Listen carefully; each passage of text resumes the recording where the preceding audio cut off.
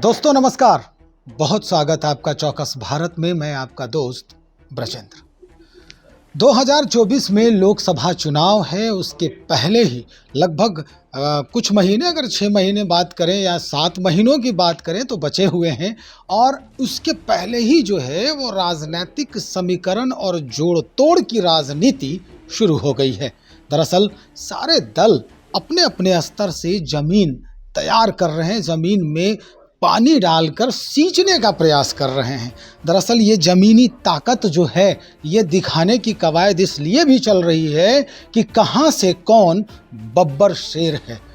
हम बात कर रहे हैं दो पार्टियों की।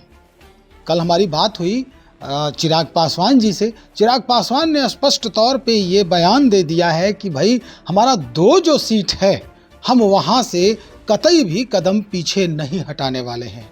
जी हाँ, जमुई और हाजीपुर। लेकिन ठीक विपरीत उनके चाचा जी भी वहाँ से ताल ठोकने को तैयार हैं।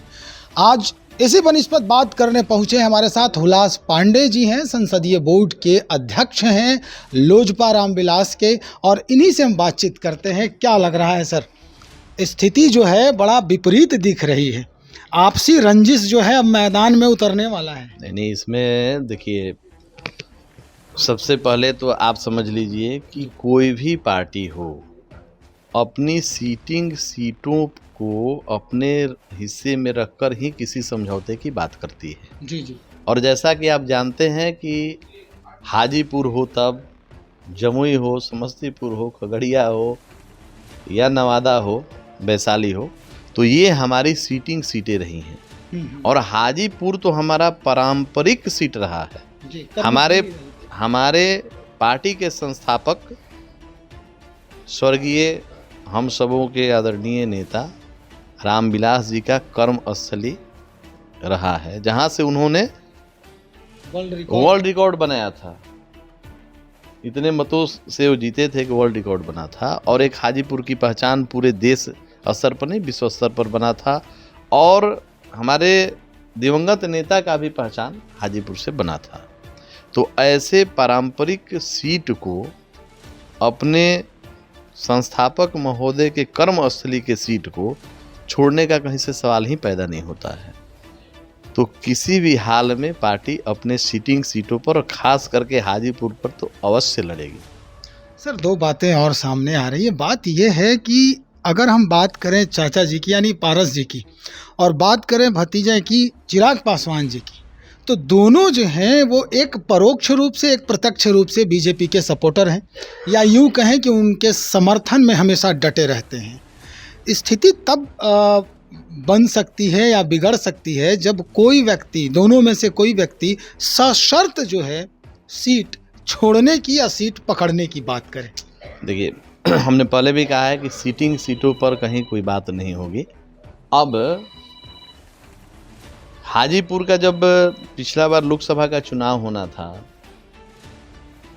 और कुछ दिनों तक आदरणीय वर्तमान भारत सरकार के कैबिनेट मंत्री पशुपति कुमार पारस जी जब भारत सरकार में मंत्री नहीं बने थे, तब अपने कुछ मित्र साथी या अपने सहयोगियों से हमेशा वो चर्चा यही करते थे जी। कि हम बेकारे में हाजीपुर से चुनाव लड़ गए, अच्छा, बेकारे में हम सांसद बन गए, बिहार में हम मंत्री थे तो ठीक। ये मैं दावे के साथ कह रहा हूं कि आप उनसे पूछिएगा। तो जो सांसद, एक सांसद बनने के बाद पश्चाताप करें, अगर इस तरीके का पश्चाताप हो कि हम बेकारे में यहाँ से चुनाव लड़ गए, सांसद बन गए, पहले तो हम बिहार सरकार में मंत्री थे, तो ठीक थे। ये तब की बात है जब वो मंत्री नहीं बने थे। और एक तरफ हमारे आदरणीय नेता आदरणीय चिराग पासवान जी का सपना है कि हमारे दिवंगत नेता, और उनके पिताजी भी थे, हमारे पार्टी के संस्थापक, हमारे राष्ट्रीय अध्यक्ष जी के पिताजी भी थे, तो उनके सपनों को पूरा करने के लिए, बिहार को फर्स्ट करने के लिए, बिहारी को फर्स्ट करने के लिए उन्होंने कुर्सी को, मंत्रालय को, अपने घर को त्याग दिया। आप देखेंगे होंगे कि 12 जनपद खाली कराया गया, चेहरे पर सिकन तक नहीं आई, उन्होंने त्याग दिया। अगर उनको कुर्सी से प्रेम होता तो आज वो भारत सरकार के मंत्री बन रहे होते। पारस जी को मौका नहीं मिलता, वहाँ पे एनडीए के साथ वो समझौता कर लेते। बिहार की अगर चिंता उनको नहीं होती, बिहार फर्स्ट, बिहारी फर्स्ट का उनको चिंता नहीं होता, तो एनडीए के साथ कम सीटों पर समझौता कर लेते और वो एनडीए का पार्ट रहते और लोकसभा में भी चुनाव जीते हुए थे। उसके बाद उनको आसानी से मंत्रालय मिलता।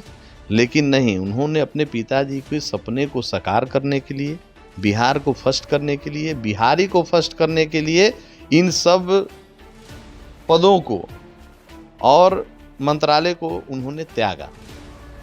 अब जिस पथ पर वो आगे बढ़े हैं, बिहार की जनता उनके साथ आगे बढ़ी है, युवा उनके साथ बढ़े हैं, सभी वर्गों का समर्थन उनको मिल रहा है और हाजीपुर के तमाम मतदाता, चाहे वो किसी मजहब के हों, धर्म के हों, वर्ग के हों, जाति के हों, सभी लोगों के बीच हम लोग जाते रहते हैं, मिलते रहते हैं, वो लोग आके मिलते रहते हैं और सबकी यही इच्छा है कि अब इस सीट पर चिराग पासवान जी को ही चुनाव लड़ना चाहिए। और वो लोग मांग रखे हैं बड़े मजबूती से। आकर हाजीपुर के लोगों ने आकर, मतदाताओं ने आकर मांग रखी है अपनी हमारे नेता से कि आपको हाजीपुर से चुनाव लड़ना है। तो ऐसे परिस्थिति में जहां एक तरफ वर्तमान भारत सरकार के मंत्री बनने से पहले पश्चाताप कर रहे थे कि हम हाजीपुर से चुनाव लड़के बड़ा गलती कर दिए, और जहां दूसरी तरफ वहां की जनता आके मांग रखती है कि आप अब हमारे सांसद बनेंगे, आप ही हमारे यहाँ चुनाव लड़िए और जो आपके पिताजी का सपना है उसको और आगे बढ़ाइए। आप तो कह रहे हैं कि इस तरह से पश्चाताप कर रहे हैं, लेकिन उन्हीं के जो घर के लोग हैं वो ये कहते नज़र आ रहे हैं कि अगर चिराग पासवान इस बार जमुई हो या हाजीपुर हो, अगर चुनाव लड़ते हैं तो इनका खाता भी नहीं खुलने वाला है, स्थिति बड़ी ख़राब होगी। नहीं, वो देखिए, शायद उनको पता नहीं है कि मौसम वैज्ञानिक हमारे पार्टी के संस्थापक महोदय को कहा जाता था और उन्हीं के अंश हैं आदरणीय चिराग पासवान। तो चिराग पासवान ने अभी तक जो उन्होंने, माननीय हमारे नेता ने जो भविष्यवाणियाँ की हैं बिहार के राजनीति के संदर्भ में, वो लगभग सत्य हुआ है। जैसा कि आपने देखा होगा कि पूर्व से ही कहते थे कि माननीय मुख्यमंत्री जी कभी भी एनडीए को छोड़कर राजद के साथ जा सकते हैं, वही हुआ। तो यहाँ जो हमारे आदरणीय नेता कहते हैं उसमें संभावना ज़्यादा है और बाकी लोग क्या कहते हैं उसकी कोई संभावना नहीं है। उन्होंने कुछ नहीं किया जमुई के लिए, उन्होंने कुछ नहीं किया है वहाँ की जनता के लिए, हमेशा दिल्ली में रहते हैं, आरोप है ऐसा इस तरफ से। अब हमेशा दिल्ली में रहते हैं तो आपके कैमरे गवाह हैं। कल आप देखे होंगे, कल का कार्यक्रम आपने देखा होगा, आज का भी आपने देखा होगा, खगड़िया का कार्यक्रम, वहाँ के जनसभा को भी आपने देखा होगा। तो जहाँ प्रत्येक दिन हमारे राष्ट्रीय अध्यक्ष जी का कोई ना कोई एक बड़ा जनसभा होता है, लोगों से संवाद होता है, मीडिया से सामना होता है, साक्षात्कार होता है, जहाँ भी कोई अप्रिय घटना घटती है वहाँ चिराग पासवान पहुँचते हैं, जहाँ भी कोई ऐसा हादसा होता है वहाँ सबसे पहले हमारे आदरणीय नेता चिराग पासवान पहुँचते हैं। वो आप मीडिया के प्रबुद्ध साथी हैं, आप सबके कैमरे और आप सब खुद गवाह हैं कि कौन सच बोल रहा है, कौन गलत बोल रहा है, उसमें हमको नहीं जाना है। यहाँ महत्वपूर्ण विषय ये है कि बोलने का अधिकार तो सबको है, सब कुछ अपने मन का बात आप बोल सकते हैं, लेकिन बिहार की जनता और प्रबुद्ध मीडिया के साथ ही इस बात को समझते हैं कि किसके बात में दम है, वजन है और कौन खोखला दावा कर रहा है। बिल्कुल, ये तो सच है।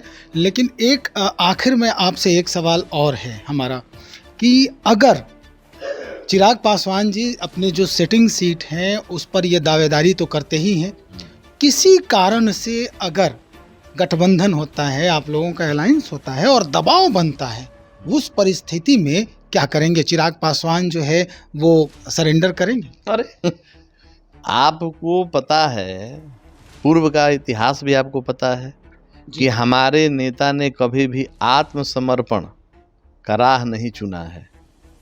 वो संघर्ष का राह उन्होंने पहले भी चुना है।